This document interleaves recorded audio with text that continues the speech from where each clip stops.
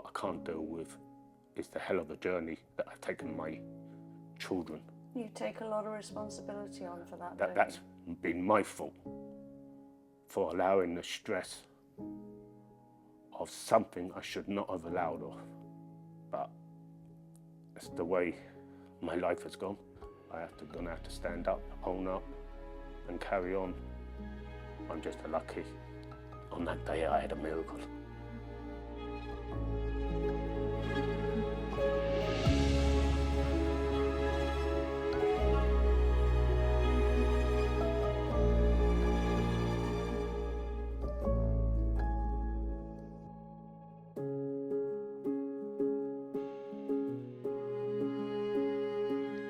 Cardiac arrest is a medical emergency occurring when the heart abruptly stops pumping blood due to an electrical malfunction.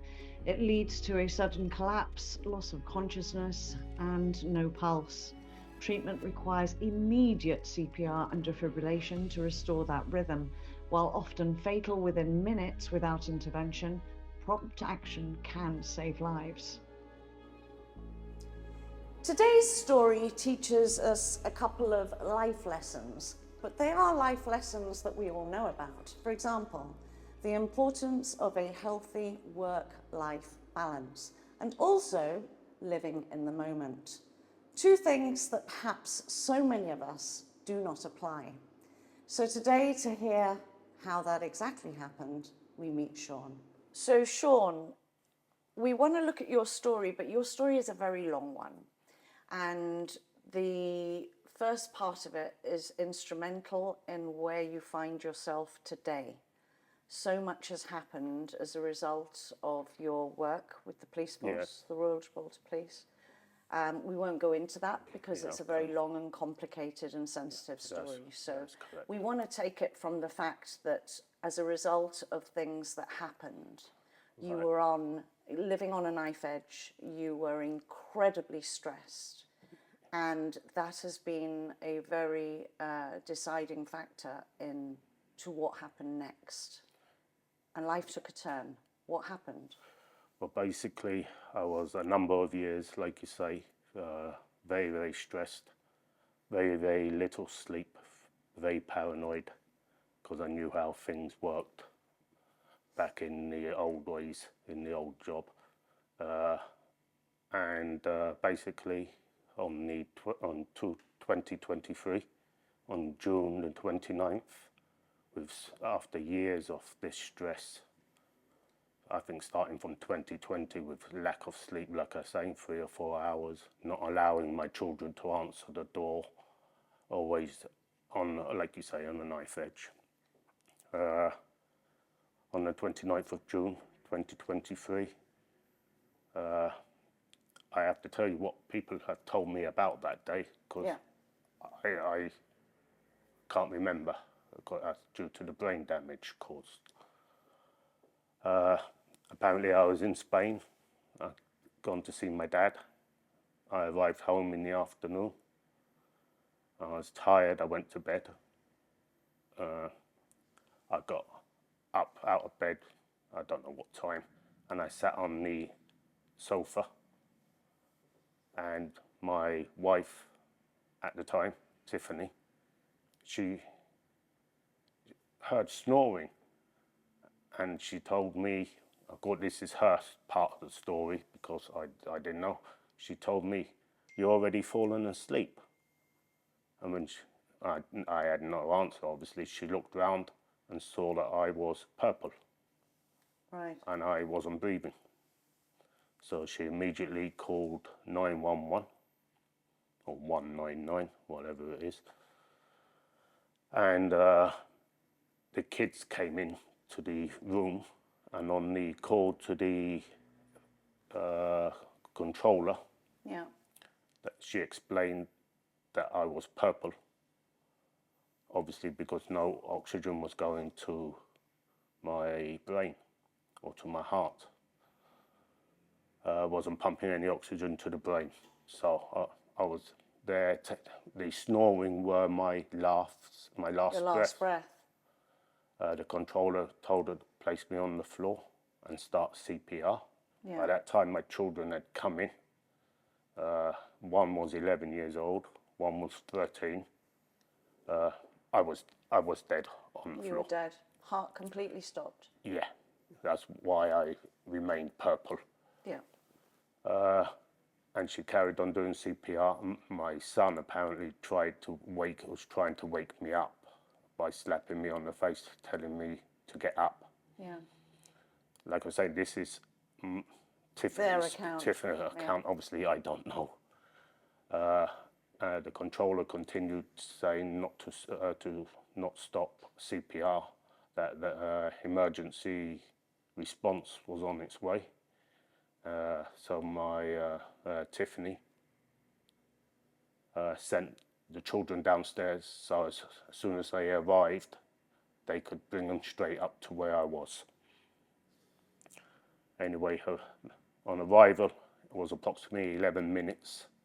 So Tiffany had been doing CPR for approximately 11 minutes already. The firemen came and also paramedics. I thought they were separate, but apparently they arrived at the same time.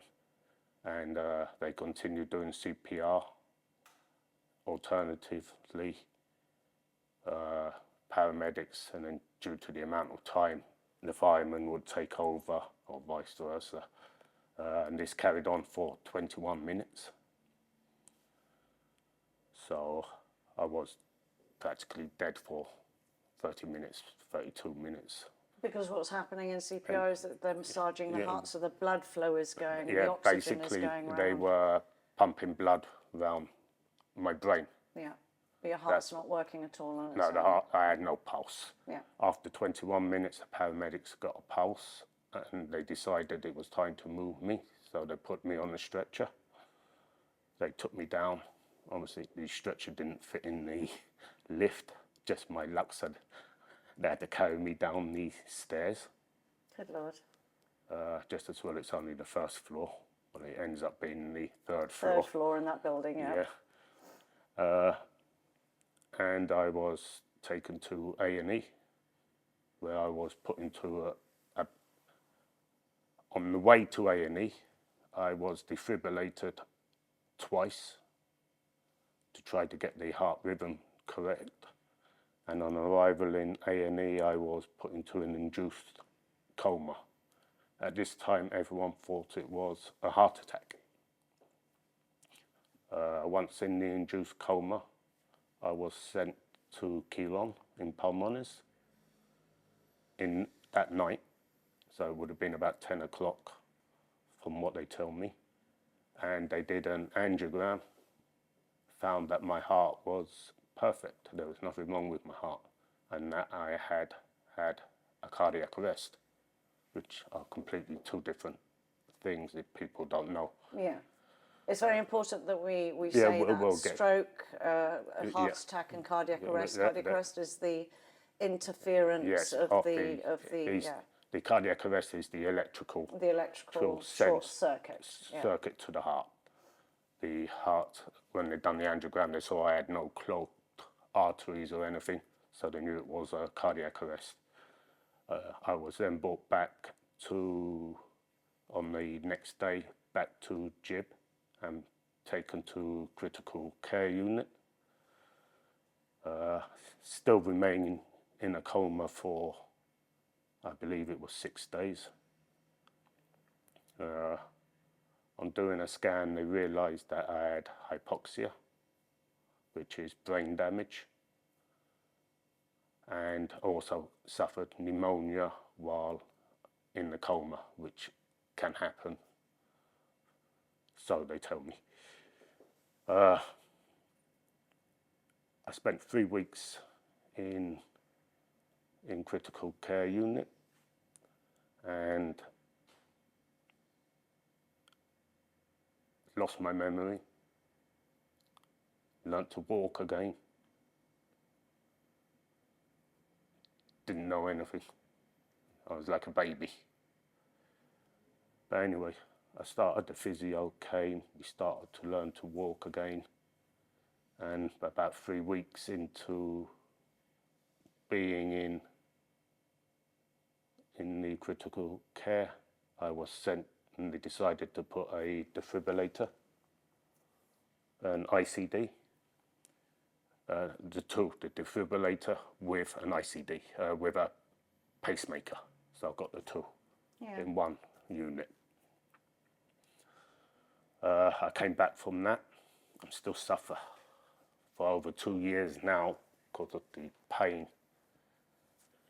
Due to all that, I have, over the last few years, I have now suffered multiple strokes. I suffered from PTSD now, the guilt that I've given to my family, and depression, which I'm on all medication for all this.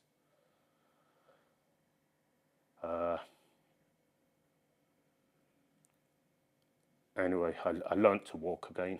I was doing a year doing physiotherapy, but I learned to walk. I walked out of the hospital after 3 weeks. I struggled, but I couldn't stay there any longer. I had to get out. Yeah. So anyway, we got home. And a while later, I ended up having a stroke and ended up going back into critical care unit, which after I'd learnt to walk again properly and got stronger, it damaged the left side of my body again. So You had a weakness on that side as well. So the depression was kicking in. I just got over something massive. Well, a miracle is what I got over. And I was back to square one. Anyway, I got stronger again. Stress came back in over other matters of court proceedings and stuff. And I ended up with another 2 strokes. This happened more recent. 1 stroke, and then shortly after, another stroke. 1 stroke, once I started walking again, hit my left side again, physiotherapy, trying to strengthen. So you have reoccurring strokes, but you've also become an epileptic as well as a result. Because of these strokes, I've ended up having seizures, becoming epileptic. Because 2 of my strokes, I ended up in Spain. I was in Spain. So obviously I had to be brought back from Spain and all that. And actually in Spain, on one of the strokes, they said, he's having seizures. So they investigated it here. Anyway, on one, I don't know which stroke it was, I lost, it hit the stroke to the back of the head. So it damaged my view to the right, the peripheral view to the right. So here I can't see anything on this side. There have been a lot of heroes to this story. I mean, it's clearly not your time. You are a fighter, there's that. But there have been a lot of heroes who have been instrumental in getting you through one of the toughest things. The biggest hero is obviously Tiffany Reyes, Tiffany Button Reyes. She's the biggest hero here. And what she must be going through up to this day, seeing her husband dead on the floor. My 2 children. Wow. They're gonna live with their dead father, seeing their dead father on the floor for the rest of their lives. We struggled. Well, I certainly struggled. And here we are today. Here you are. Suffering from depression. I haven't beaten that battle. I thought depression wasn't like it is. When people just say, snap out of it, it isn't snap out of it. It's almost the worst thing they could say, isn't it? Yeah, it is a horrible illness. My PTSD, I feel the guilt of what I've put my family through. And that guilt will obviously stay with me for the rest of my life. My children, well, unbelievable what must be I've gone through their heads at the age of 11 and 13. In fact, one of them who saw me dead, and I was still in intensive care afterwards, went off to play basketball with Jid in Andorra. And she didn't realise, no, I'd come out of hospital. So when you see that video, you'll see his wife, she came and then gave me another hug. She was there, happy that I'd come out of hospital. Again, now they're suffering with my seizures have come on now. Just over the last less than a month, I've had 3 sets of seizures. Once at the bottom in George's Lane, or in the Splendid Bar when I went to see my brother there. I had maybe 3 seizures. Ambulance came for me. Then, and that was on I think the 8th of December 2025. On the 15th, outside at a Mars bakery, I had another seizure there. I was lucky there. The waitress knew first aid, and she was really, really good. So that can happen at any time? It can happen. It can happen right now? It could happen now. Usually I get a bit of warning, sometimes you don't. I was lucky that a paramedic was actually passing outside of Mars as well. The problem is they don't understand that when they put me on this half, I had my defibrillator here, and as my muscles are all tense, it does hurt. I can hear people, which doctors say you can't, but it's very wrong. You can hear people. Remember where we are, because I'm going to go back because I haven't mentioned someone who has been a massive help to me. Who, one of the times in hospital, he was in the bed beside John Shepherd, who has gone through a lot of these things. He's been a massive help for me, and I can't thank him more than enough. He's a very good friend of mine now. Anyway, where were we? I wanted actually to rewind slightly because of the importance of the knock-on effect to a physical trauma like this that you have gone through and are going through. And that's the depression. Yeah. Because a lot of people don't, to this day, still quite understand it. But everything that you went through, I mean, you even told me that there was a moment when you thought, I wish no one had given me CPR. It would have been easier just to let me go. Not just one moment. On numerous occasions when I was getting a stroke, I wish I'd remained dead. Sad to say. Yeah. Especially after all the effort and everything that's been done for me. It sounds ungrateful, but I was in peace over there. Not here. Problem here is we don't get in work we don't get support for these things. People need support for the depression. They need help. Well, management need to give this help down below to the workforce. I'm lucky where I am now. I've had a couple struggles. Now I've been sent to the OH because I have my seizures now, and it's dangerous for me to be at work. So I'm off work at the moment until the neurologist has seen me, which now he has, and he's gonna up my medication and give me, for the seizures, the immediate effect that they puts you straight, your brain straight at calm. And like I said, the depression, well, that's what you're dealing with mostly at the moment. This is now what I have to fight with. It is depressing that I could just walk out now and I have a seizure with this epilepsy problem now. It's going to be a battle that I'm going to have to live with for the rest of my life. Very tough. I like to be by myself. I can't go to, with the depression, I can't go to noisy places. I get dizzy, I get nervous, I get paranoid. I can't go to Ocean Village or Chatham So no there. social life? I don't have a social life. I can't be around too many people. That's why I can't go to Chatham to have tapas and stuff on a Friday or drinks or well, I don't drink anymore. I used to like beer, but I stopped drinking. No, I don't have a social life. So your life over this period of time completely changed at the flick of a coin, at the toss of a coin. Everything completely changed. And your life will never look the same. Like, all my plans that I had what to plans do you have now? I would like to maybe move away from Gibbs,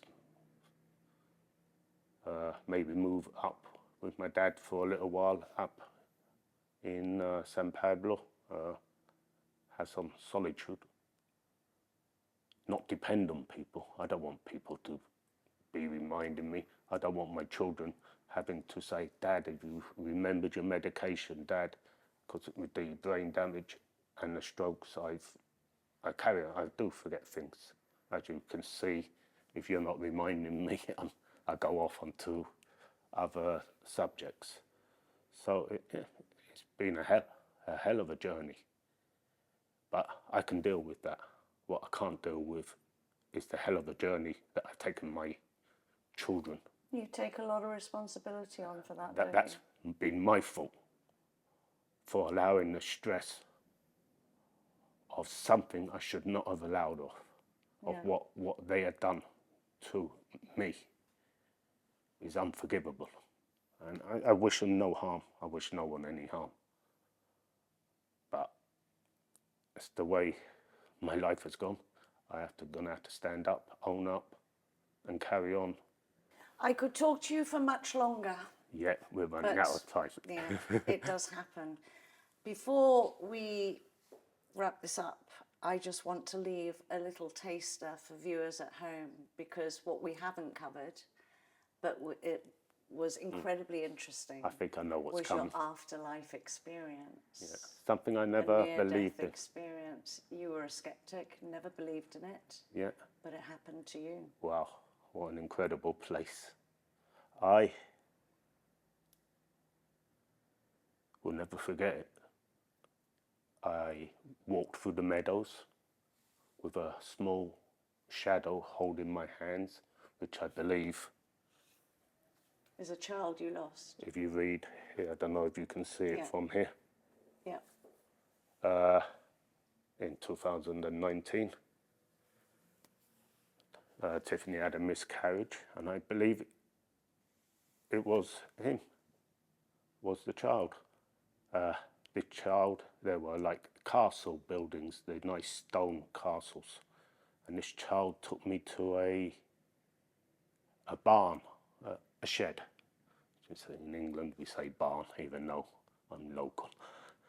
A stone barn, and walking into that barn, I was scared. There were 3 shadows, a set of bars, staircase down to this side, and the shadows I remember on this side, like adult shadows. I couldn't see faces. And I had a choice which way to go. I wasn't staying there with those shadows. So I walked out. When I went out, the small shadow had gone, and I walked into an alley. What was the word here? Corridor. Yeah. We say alley. I don't know if people understand alley. Dark, long, and at the end of that tunnel or alley was the brightest, whitest area I have ever seen.